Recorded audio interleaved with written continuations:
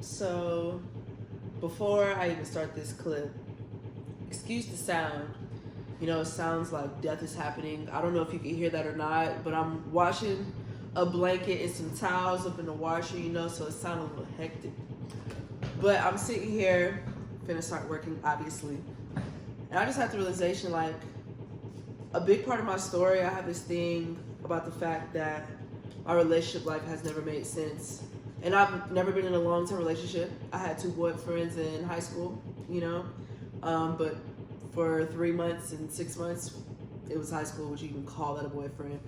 As an adult, as a preteen, as a teen, I've never been in a relationship a year, 2 years, whatever, right? So I always feel like I've never had like the relationship that I've craved. And that's like a foundational aspect of my story and my emotional journey. But it's like I'm sitting here and it's like, girl, I be in love, okay? I have experienced love time and time and time after again, right? And love is not limited to a relationship or the success of a story that we want to tell ourselves. It's like I have experienced the power of love, the sweetness of love. I've experienced all the time. And I'm talking through this because it's just like, yo, I have to process out of that old story. The stories that we tell ourselves that either no longer apply or they were never true in the first place. And we live by them. And I literally was having a conversation last night about the fact that our stories, like, we hold on to them. It's scary to let go of those stories. But like the stories we tell ourselves are so powerful, not just because for the sake of being powerful, but because the story that we tell ourselves determines how we operate in life. It determines how we think. It determines how we make decisions. It determines how we present ourselves in this world. It determines everything. The way that we see ourselves, the things that we say about ourselves to ourselves, impacts how we show up to other people. It impacts the things that we say, the things that we think we're able to do, the things that we think we're able to receive, the things that we think we're worthy of. It's all about the story that we tell ourselves. And so I challenge you to question some of them stories. And you don't have to come from a judgmental space in the beginning. Just be aware of the stories that you tell yourself. You might not, in the moment that I'm asking you to do this, come up with anything deep. But hey, give it a couple of hours, give it a couple of days.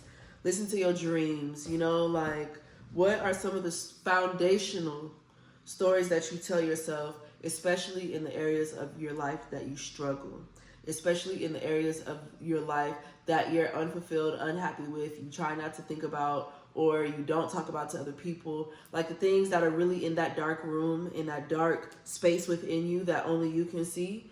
Like, what are the stories that you tell yourself as a result of those dark spaces, or that have created those dark spaces?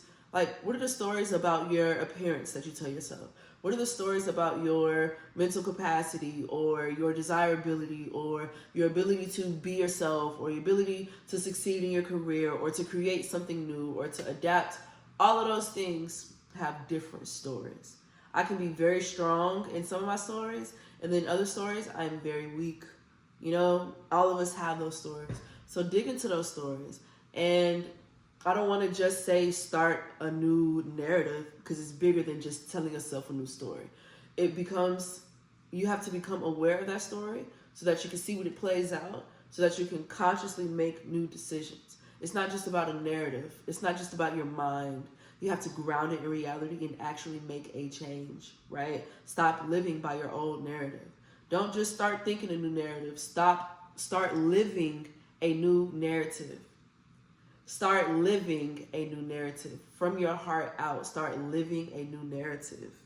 Move different, walk different, and not different in the sense of you're changing yourself or not being yourself, but you're allowing yourself to operate in different ways, in different standards, in different rooms that you were afraid to operate in before, to ask questions that you were afraid to ask before, to make decisions that you were afraid to make before. Okay?